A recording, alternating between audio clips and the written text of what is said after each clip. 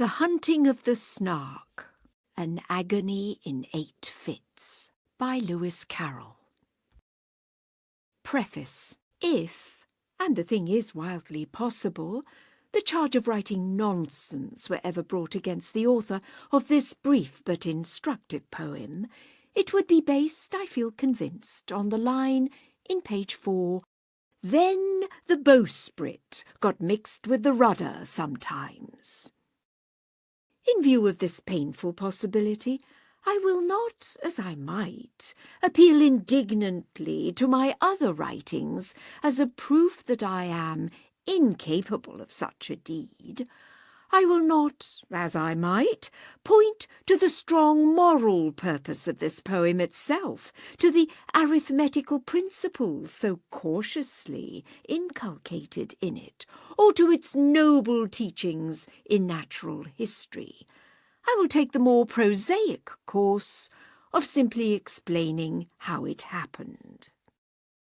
The bellman, who was almost morbidly sensitive about appearances, used to have the bowsprit unshipped once or twice a week to be revarnished, and it more than once happened, when the time came for replacing it, that no one on board could remember which end of the ship it belonged to. They knew it was not of the slightest use to appeal to the bellman about it. He would only refer to his naval code and read out in pathetic tones Admiralty instructions, which none of them had ever been able to understand. So it generally ended in its being fastened on, anyhow, across the rudder. The helmsman used to stand by with tears in his eyes. He knew it was all wrong. But alas, Rule 42 of the Code, "No one shall speak to the man at the helm," had been completed by the bellman himself with the words, "And the man at the helm shall speak to no one." So remonstrance was impossible, and no steering could be done till the next varnishing day.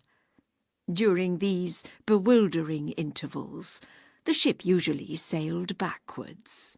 As this poem is to some extent connected with the lay of the Jabberwock, let me take this opportunity of answering a question that has often been asked me: how to pronounce slithy toves.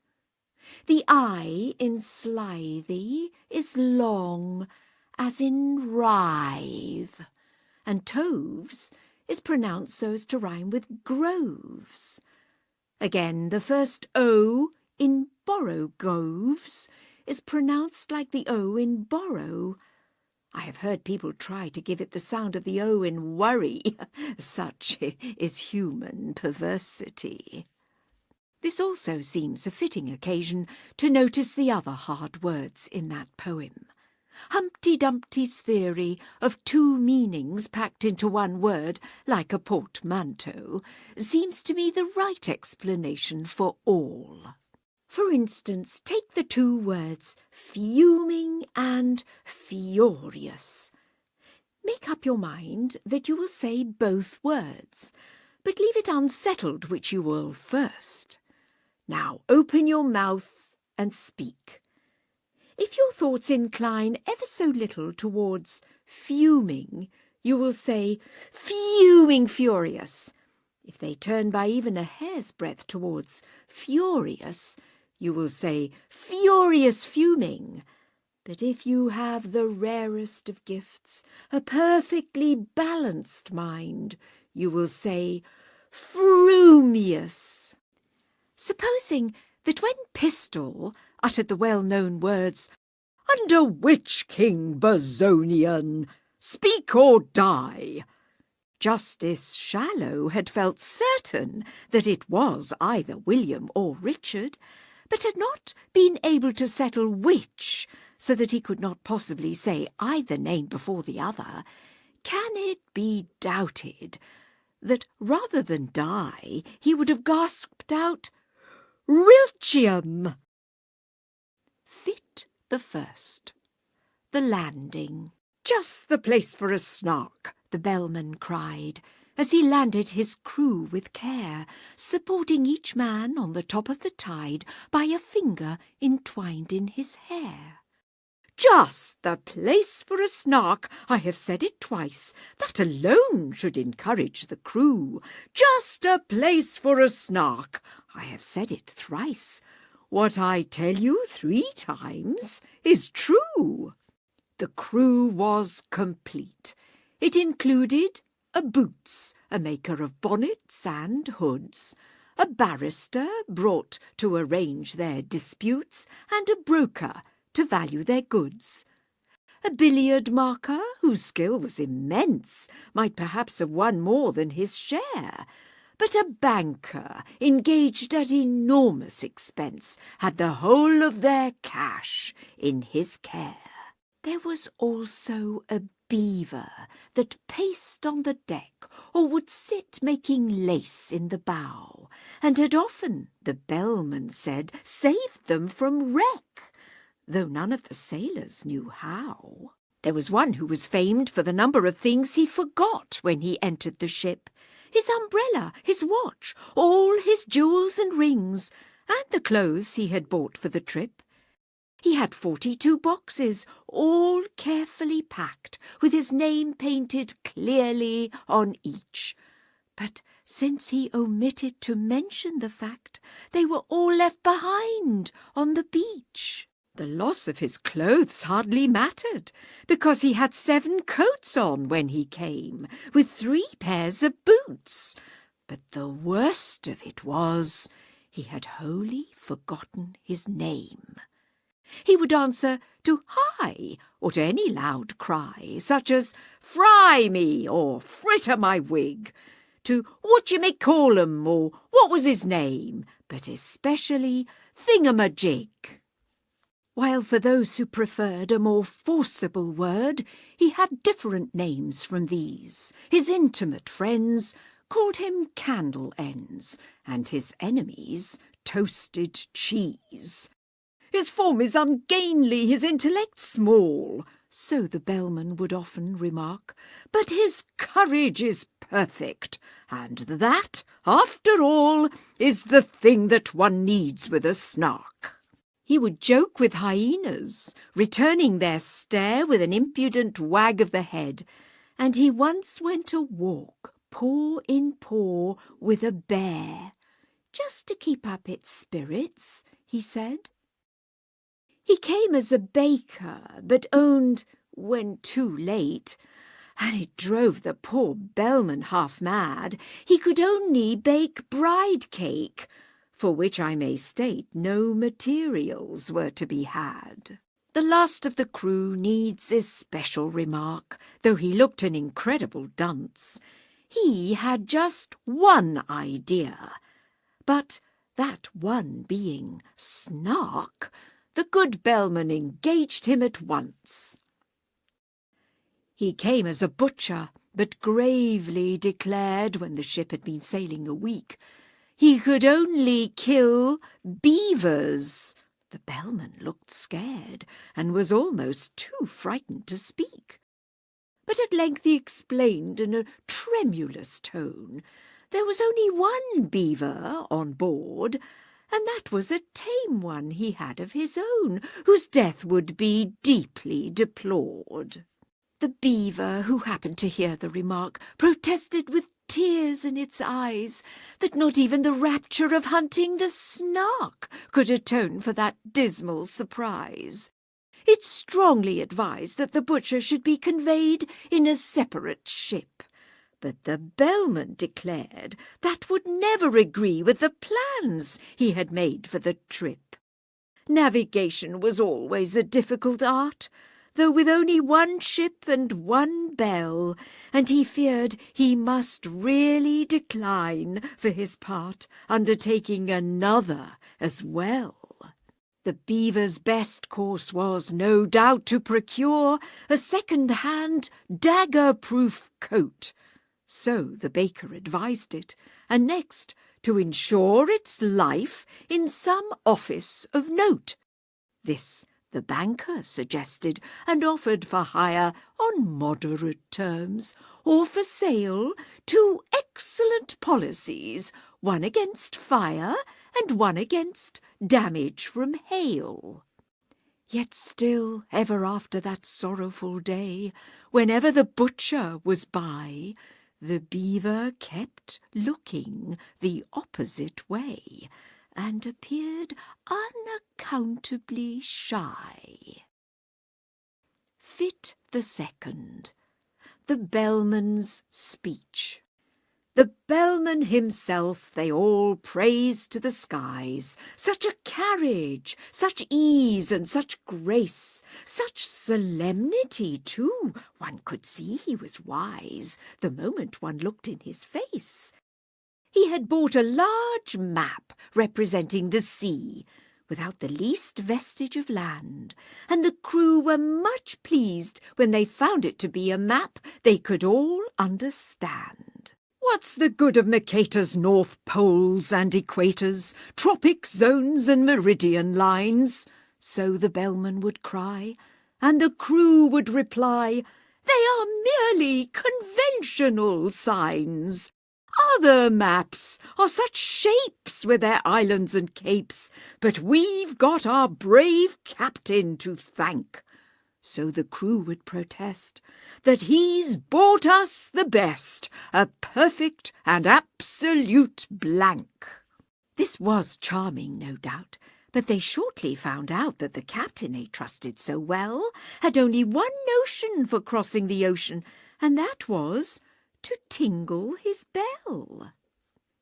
He was thoughtful and grave, but the orders he gave were enough to bewilder a crew. When he cried, "Steer to starboard, but keep her head larboard," what on earth was the helmsman to do? Then the bowsprit got mixed with the rudder sometimes, a thing, as the bellman remarked, that frequently happens in tropical climes, when a vessel is, so to speak, snarked. But the principal failing occurred in the sailing, and the bellman, perplexed and distressed, said he had hoped at least, when the wind blew due east, that the ship would not travel due west. But the danger was past. They had landed at last, with their boxes, portmanteaus, and bags. Yet, at first sight, the crew were not pleased with the view, which consisted of chasms and crags. The bellman perceived that their spirits were low, and repeated in musical tone some jokes he had kept for a season of woe. But the crew would do nothing but groan. He served out some grog with a liberal hand, and bade them sit down on the beach, and they could not but own that their captain looked grand as he stood and delivered his speech. "Friends, Romans and countrymen, lend me your ears."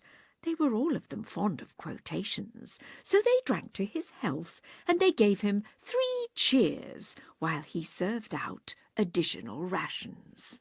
"We have sailed many months, we have sailed many weeks, 4 weeks to the month you may mark, but never as yet, 'tis your captain who speaks, have we caught the least glimpse of a Snark.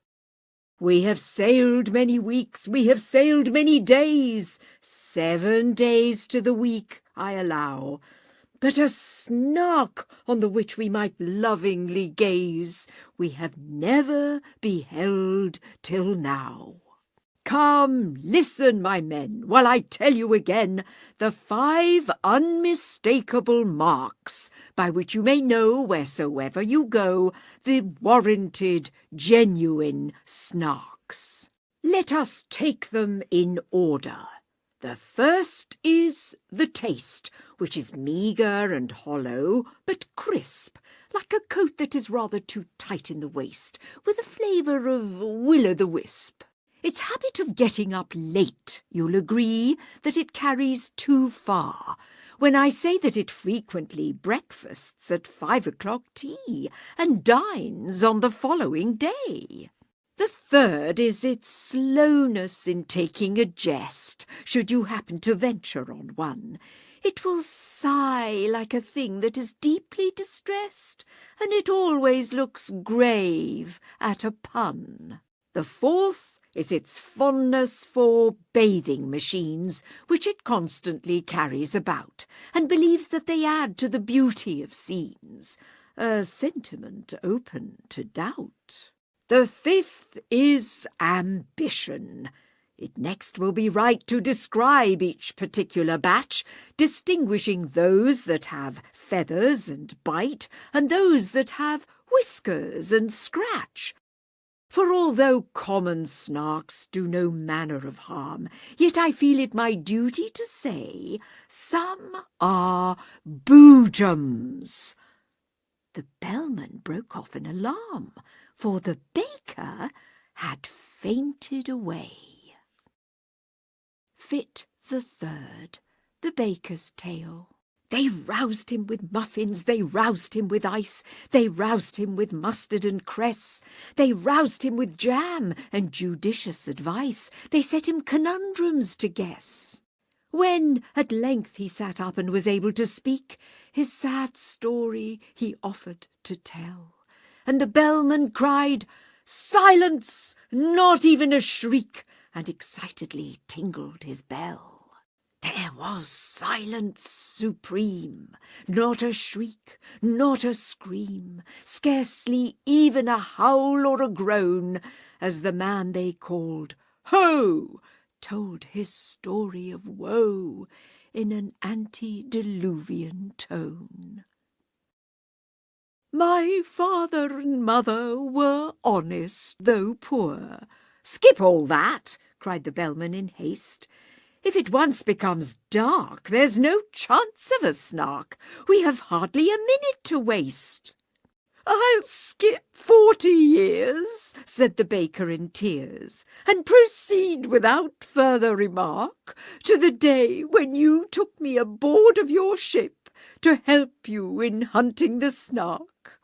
A dear uncle of mine, after whom I was named, remarked when I bade him farewell, "Oh, skip your dear uncle," the bellman exclaimed as he angrily tingled his bell.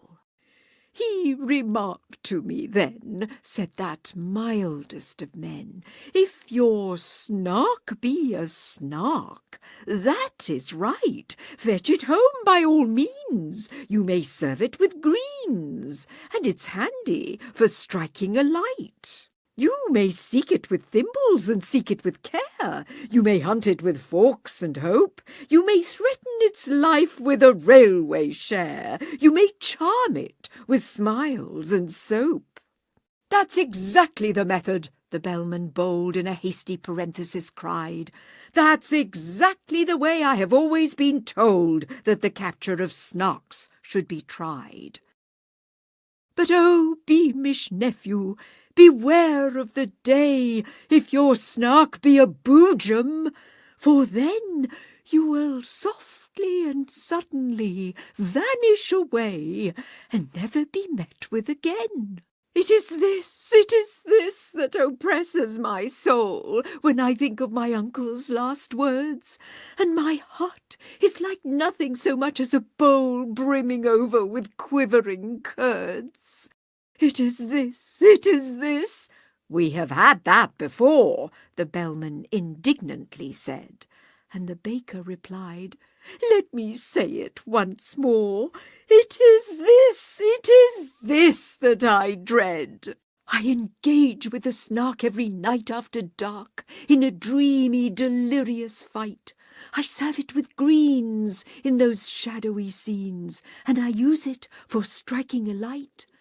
But if ever I meet with a boojum that day, in a moment of this I am sure, I shall softly and suddenly vanish away, and the notion I cannot endure."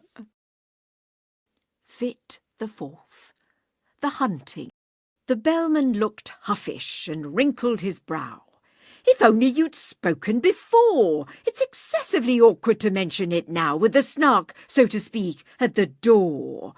We should all of us grieve, as you well may believe, if you never were met with again. But surely, my man, when the voyage began, you might have suggested it then. It's excessively awkward to mention it now, as I think I've already remarked." And the man they called High replied with a sigh, "I informed you the day we embarked. You may charge me with murder or want of sense. We are all of us weak at times, but the slightest approach to a false pretence was never among my crimes. I said it in Hebrew, I said it in Dutch, I said it in German and Greek, but I wholly forgot, and it vexes me much, that English is what you speak." "'Tis a pitiful tale," said the bellman, whose face had grown longer at every word. "But now that you've stated the whole of your case, more debate would be simply absurd. The rest of my speech," he explained to his men, "you shall hear when I've leisure to speak it. But the Snark is at hand, let me tell you again. 'Tis your glorious duty to seek it.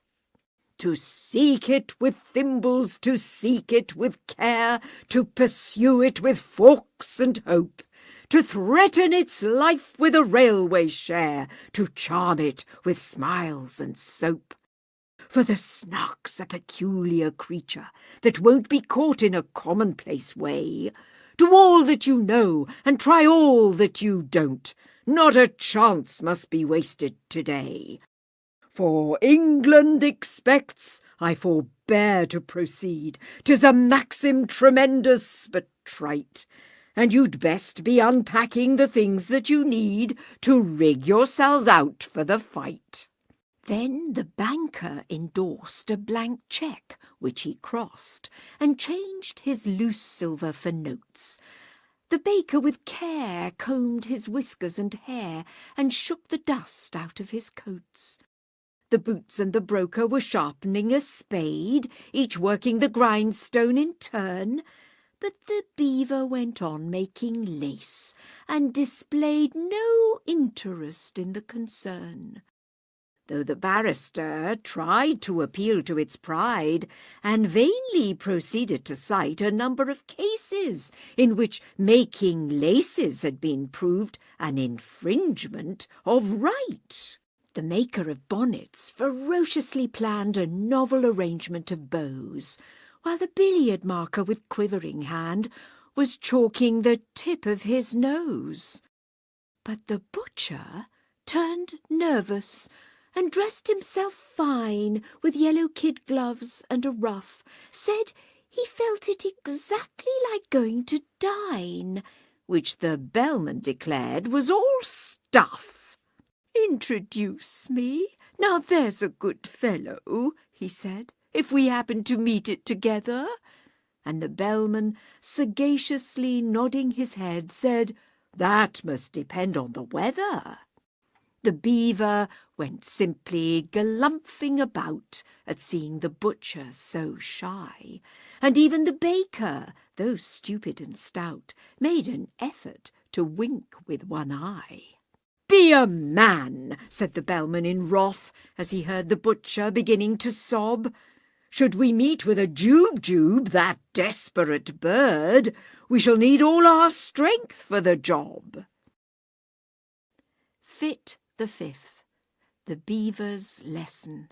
They sought it with thimbles, they sought it with care, they pursued it with forks and hope. They threatened its life with a railway share, they charmed it with smiles and soap. Then the butcher contrived an ingenious plan for making a separate sally, and had fixed on a spot unfrequented by man, a dismal and desolate valley. But the very same plan to the beaver occurred.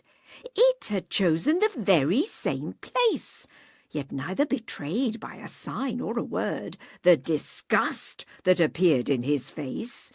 Each thought he was thinking of nothing but Snark and the glorious work of the day, and each tried to pretend that he did not remark that the other was going that way. But the valley grew narrow and narrower still, and the evening got darker and colder, till, merely from nervousness, not from goodwill, they marched along shoulder to shoulder. Then a scream, shrill and high, rent the shuddering sky, and they knew that some danger was near. The beaver turned pale to the tip of its tail, and even the butcher felt queer. He thought of his childhood, left far, far behind, that blissful and innocent state. The sound so exactly recalled to his mind a pencil that squeaks on a slate. "'Tis the voice of the Jube-Jube," he suddenly cried, this man that they used to call Dunce. "As the bellman would tell you," he added with pride, "I have uttered that sentiment once. 'Tis the note of the Jube-Jube. Keep count, I entreat. You will find I have told it you twice. 'Tis the song of the Jube-Jube. The proof is complete, if only I've stated it thrice." The beaver had counted with scrupulous care, attending to every word, but it fairly lost heart and outgrabe in despair when the third repetition occurred.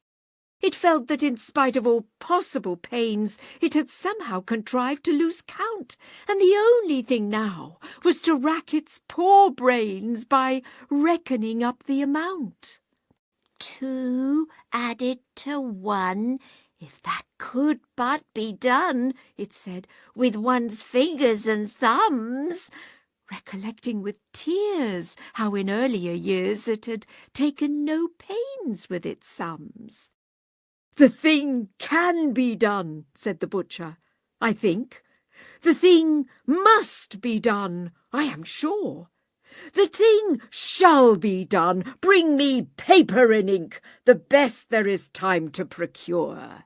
The beaver brought paper, portfolio, pens, and ink in unfailing supplies, while strange creepy creatures came out of their dens and watched them with wondering eyes.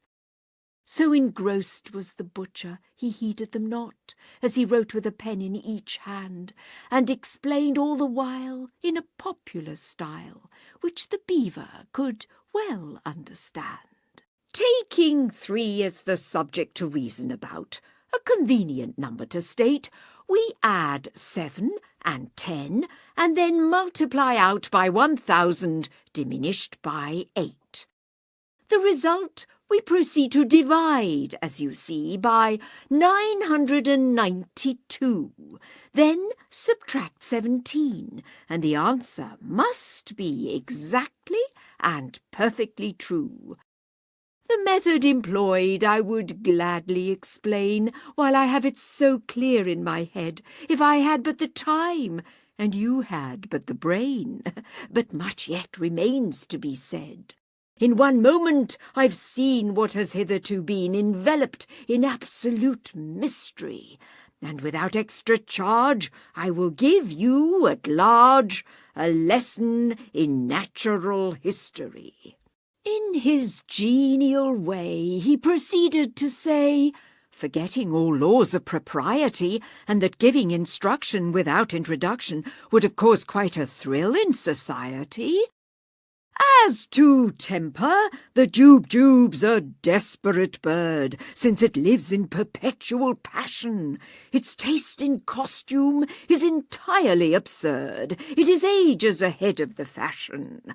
But it knows any friend it has met once before. It never will look at a bribe, and in charity meetings it stands at the door and collects, though it does not subscribe. Its flavour, when cooked, is more exquisite far than mutton or oysters or eggs. Some things it keeps best in an ivory jar, and some in mahogany kegs. You boil it in sawdust, you salt it in glue, you condense it with locusts and tape, still keeping one principal object in view, to preserve its symmetrical shape. The butcher would gladly have talked till next day, but he felt that the lesson must end, and he wept with delight in attempting to say he considered the beaver his friend, while the beaver confessed, with affectionate looks more eloquent even than tears, it had learned in 10 minutes far more than all books would have taught it in 70 years. They returned hand in hand, and the bellman, unmanned for a moment with noble emotion, said, "This amply repays all the wearisome days we have spent on the billowy ocean." Such friends as the beaver and butcher became have seldom, if ever, been known. In winter or summer 'twas always the same, you could never meet either alone. And when quarrels arose, as one frequently finds quarrels will, spite of every endeavour, the song of the Jube recurred to their minds and cemented their friendship forever. Fit the 6th. The Barrister's Dream. They sought it with thimbles, they sought it with care, they pursued it with forks and hope, they threatened its life with a railway share, they charmed it with smiles and soap. But the barrister, weary of proving in vain that the beaver's lace-making was wrong, fell asleep, and in dreams saw the creature quite plain that his fancy had dwelt on so long. He dreamed that he stood in a shadowy court, where the Snark, with a glass in its eye, dressed in gown, bands, and wig, was defending a pig on the charge of deserting its sty. The witnesses proved without error or flaw that the sty was deserted when found, and the judge kept explaining the state of the law in a soft undercurrent of sound. The indictment had never been clearly expressed, and it seemed that the Snark had begun and had spoken 3 hours before anyone guessed what the pig was supposed to have done. The jury had each formed a different view long before the indictment was read, and they all spoke at once, so that none of them knew one word that the others had said. "You must know," said the judge, but the Snark exclaimed, "Fudge! That statute is obsolete quite. Let me tell you, my friends, the whole question depends on an ancient manorial right. In a matter of treason, the pig would appear to have aided, but scarcely abetted, while the charge of insolvency fails, it is clear, if you grant the plea never indebted. The fact of desertion I will not dispute, but its guilt, as I trust, is removed, so far as related to the costs of this suit, by the alibi which has been proved. My poor client's fate now depends on your votes." Here the speaker sat down in his place and directed the judge to refer to his notes and briefly to sum up the case. But the judge said he never had summed up before, so the Snark undertook it instead, and summed it so well that it came to far more than the witnesses ever had said.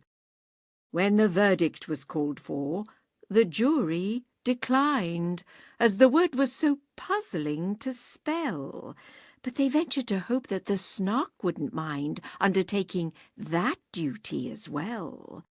So the Snark found the verdict, although, as it owned, it was spent with the toils of the day. When it said the word "Guilty," the jury all groaned, and some of them fainted away. Then the Snark pronounced sentence, the judge being quite too nervous to utter a word. When it rose to its feet, there was silence like night, and the fall of a pin might be heard. "Transportation for life," was the sentence it gave, "and then to be fined £40. The jury all cheered, though the judge said he feared that the phrase was not legally sound. But their wild exultation was suddenly checked when the jailer informed them, with tears, such a sentence would have not the slightest effect, as the pig had been dead for some years. The judge left the court looking deeply disgusted, but the Snark, though a little aghast, as the lawyer to whom the defence was entrusted, went bellowing on to the last. Thus the barrister dreamed, while the bellowing seemed to grow every moment more clear, till he woke to the knell of a furious bell, which the bellman rang close at his ear. Fit the 7th, the banker's fate. They sought it with thimbles, they sought it with care, they pursued it with forks and hope, they threatened its life with a railway share, they charmed it with smiles and soap. And the banker, inspired with a courage so new it was matter for general remark, rushed madly ahead and was lost to their view in his zeal to discover the Snark. But while he was seeking with thimbles and care, a Bandersnatch swiftly drew nigh and grabbed at the banker, who shrieked in despair, for he knew it was useless to fly. He offered large discount, he offered a cheque, drawn to bearer, for £7.10, but the Bandersnatch merely extended its neck and grabbed at the banker again. Without rest or pause, while those frumious jaws went savagely snapping around, he skipped and he hopped, and he floundered and flopped, till fainting he fell to the ground. The Bandersnatch fled as the others appeared, led on by that fear-stricken yell, and the bellman remarked, "It is just as I feared," and solemnly tolled on his bell. He was black in the face, and they scarcely could trace the least likeness to what he had been, while so great was his fright that his waistcoat turned white, a wonderful thing to be seen.